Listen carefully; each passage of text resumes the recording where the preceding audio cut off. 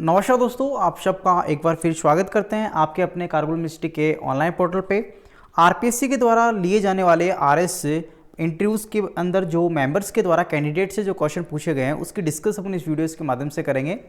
ये सभी questions different shifts में यहाँ पे पूछे गए हैं, कुछ क्वेश्चन यहाँ पे बच गए थे तो वो आपको सामने मैं इस वीडियोस के माध्यम से डिस्कस करूंगा। तो चलिए आज की इस वीडियोस को आगे बढ़ाते हुए क्वेश्चन नंबर फर्स्ट की बात करेंगे। यहाँ से मेंबर्स के द्वारा कैंडिडेट से जो क्वेश्चन पूछा गया है कुछ इस प्रकार से यहाँ पे आप लोग यहाँ पे स्क्रीन पे देख पा रहे हैं। हाल ही में सरकारी स्कूलों की हालत के बारे में आपके क्या सुझाव यहाँ पे है, यानी कि जो राजस्थान में अंदर जो राजकीय स्कूल हैं, जो माध्यमिक स्कूल्स हैं, उसके अंदर इस प्रकार के एजुकेशन को देख के आपका इसमें क्या सुझाव है।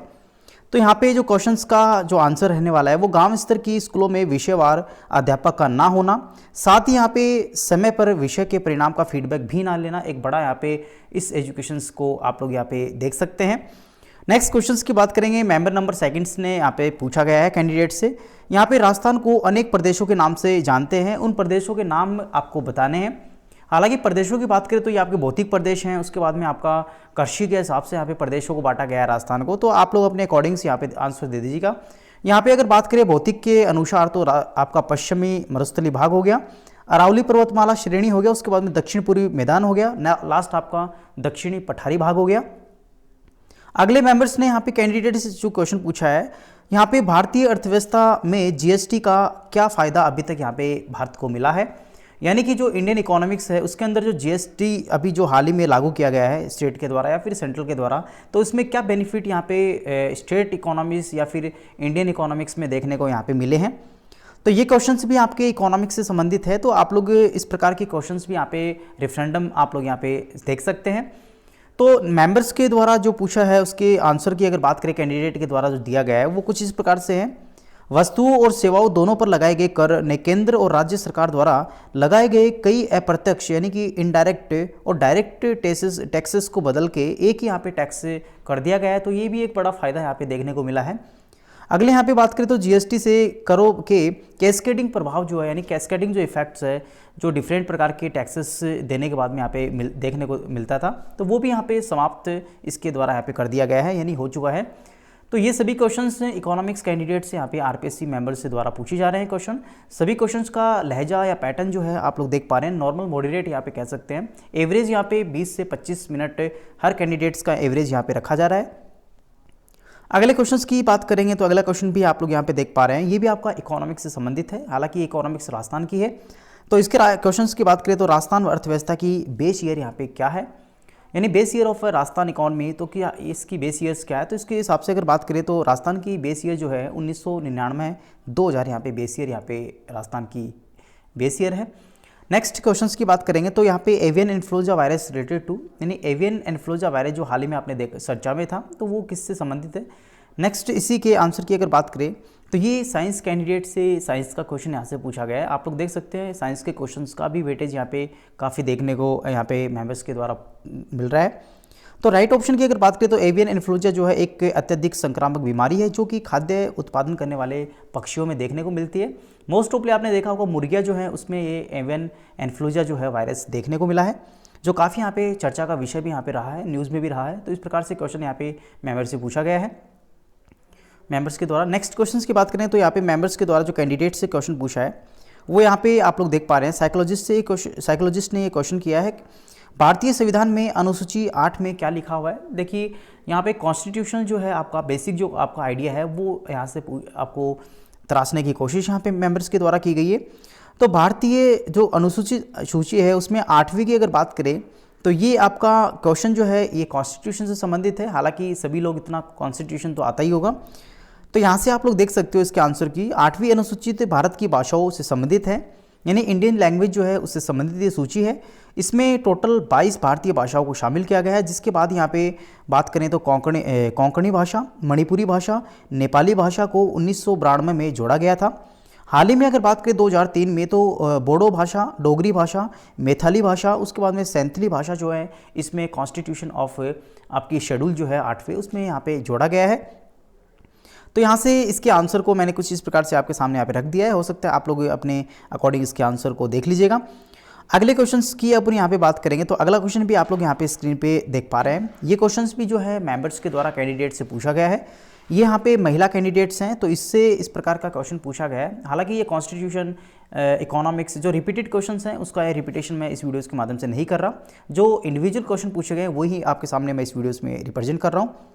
तो यहाँ पे महिला कैंडिडेट से जो पूछा गया है मेंबर्स के द्वारा, कर्नल एबोट्स का संबंध कौन सी छावनी से था। हाल ही में आप लोग देखा होगा राजस्थान की जो 1857 की क्रांति है, तो इसके अंदर इस प्रकार के क्वेश्चन आपने पढ़े होंगे। तो कर्नल एबोट का संबंध कौन सी छावनी से है, तो इसमें टोटल 6 छावनियाँ यहाँ पे राजस्थान में राजस्थान के 1857 क्रांतिकारी जब हुआ था तो उसमें 6 क्रांति जो छावनियाँ इसमें शामिल थी, जिसमें अगर बात करें तो नीमच छावनी भी यहाँ पे शामिल थी। इसी छावनी से यहाँ पे कर्नल एबोट्स का संबंध था। नीमच में क्रांति भड़क जाने के कारण क्रांतिकारियों ने इसकी यहाँ पे छावनी जला दी थी।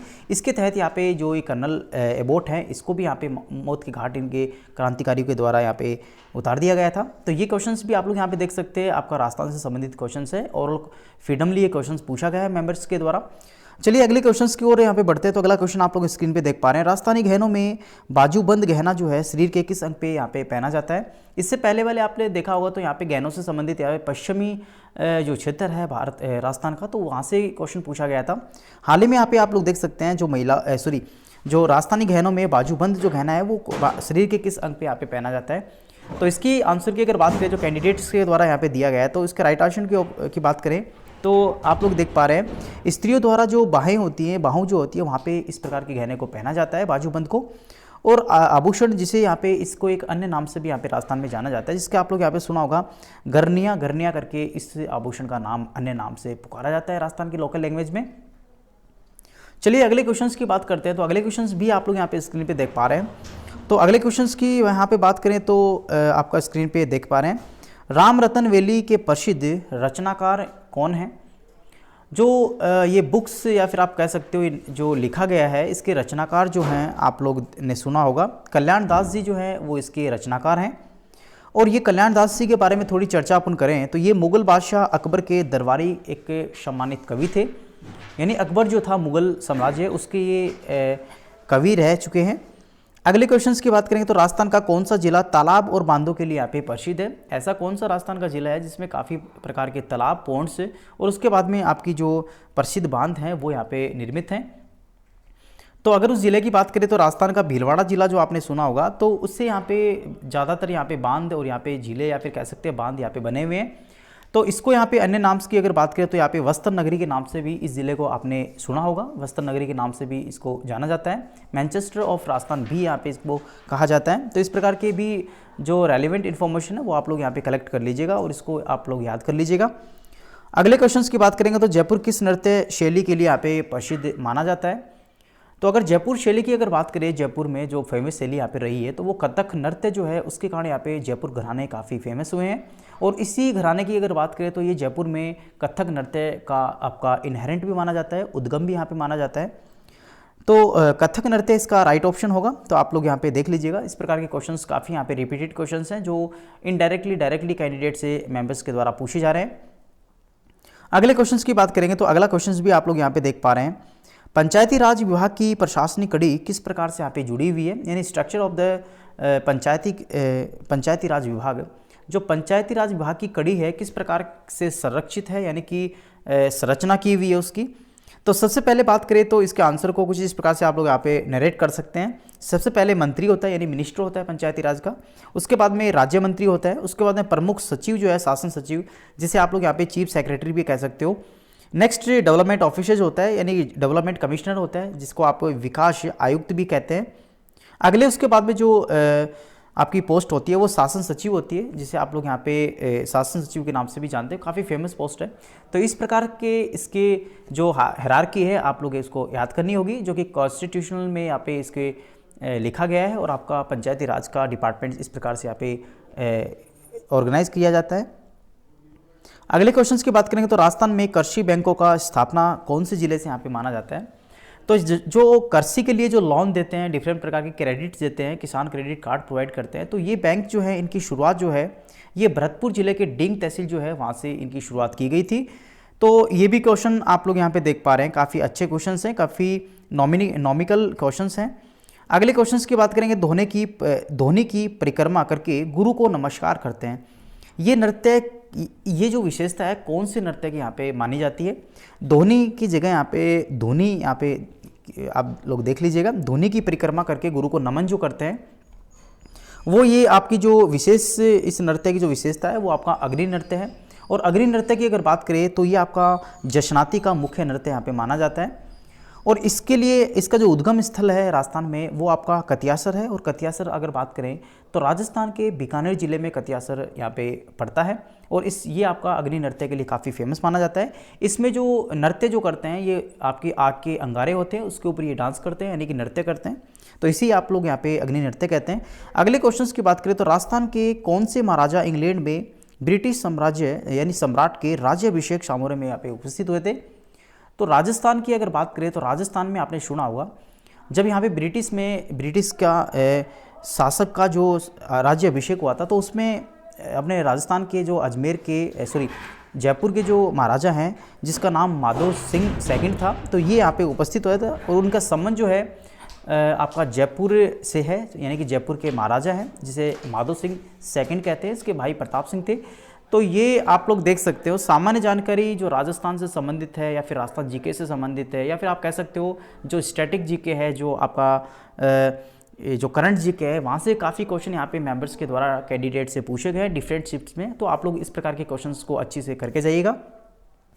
अगले क्वेश्चंस की बात करेंगे, आप प्रशासनिक सेवा में रहते हुए पॉलिटिकल पावर को किस प्रकार से आप यहाँ पे मैनेज करेंगे। अगर आप लोग यहाँ पे प्रशासनिक सेवा में हैं यानी कि आरएस अधिकारी है या फिर आप कह सकते हो एसडीएम है, तो आप किस प्रकार से पॉलिटिकल पावर को अपने लेवल पे मैनेज करेंगे, तो इसका आंसर भी आप लोग अपने अकॉर्डिंग यहाँ पे दे दीजिएगा। अगर अपने अकॉर्डिंग इसके आंसर बना लीजिएगा। तो मैं आपको अगर इस आंसर की मेरे अकॉर्डिंग अगर बात करें तो पद पे रहते हुए इस प्रकार की स्थिति में मंत्री जी से बैठ के बात करूँगा, साथ ही यहाँ पे इसके बारे में जो पक्ष है वो यहाँ पे रखूँगा। और उसके बारे में पॉलिटिकल पार्टी से अगर मुझे प्रेशर फील करवाया जाता है या फिर प्रेशर मेरे पे डाला जाता है तो मैं अपनी सर्विस यानी जॉब्स को ध्यान में रख के अगला कदम यहाँ पे उठाऊँगा।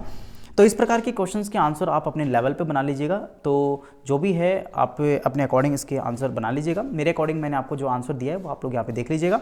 आप अपने अकॉर्डिंग अपने आंसर बनाने की कोशिश कीजिएगा ताकि आपका माइंड का कैलिब्रेट भी हो सके और आपको इस प्रकार के क्वेश्चंस में बनाने में मज़ा भी आएगा। चलिए अगले क्वेश्चंस की ओर आप यहाँ बढ़ते हैं। तो अगला क्वेश्चन आप लोग स्क्रीन पे यहाँ पे देख पा रहे हैं। यहाँ पे अगले क्वेश्चंस की बात करें तो यहाँ पे आपके ऑफिस में चल रहे विवाद को आप अपने लेवल पे किस प्रकार से रेक्टिफाई करेंगे, यानी आपके ऑफिस में स्टाफ के बीच में जो विवाद है उसको आप अपने लेवल पे किस प्रकार से उसका निपटारा करेंगे। देखिए इस इंटरव्यूज का जो अभी तक जो आउटलेट यहाँ पे रहा है, जो मॉडरेट क्वेश्चन पूछे गए, एवरेज सभी का रहा है 20 to 25 मिनट्स इसका सबका लिया गया है। काफ़ी कैंडिडेट्स का जो बैकग्राउंड है काफ़ी सॉलिड यहाँ पे देखने को मिला। अधिकतर कैंडिडेट सर्विस में थे और यहाँ पे अगर कैंडिडेट्स के बारे में अगर फीडबैक मैं आपको दूँ तो काफ़ी बेहतरीन उनके इंटरव्यूज़ यहाँ पे एवरेज ये लोग बताते हैं कि एवरेज यहाँ पे इंटरव्यू उनका गया है। 20 से 25 मिनट्स यहाँ पे इनका इंटरव्यूज़ रखा गया है।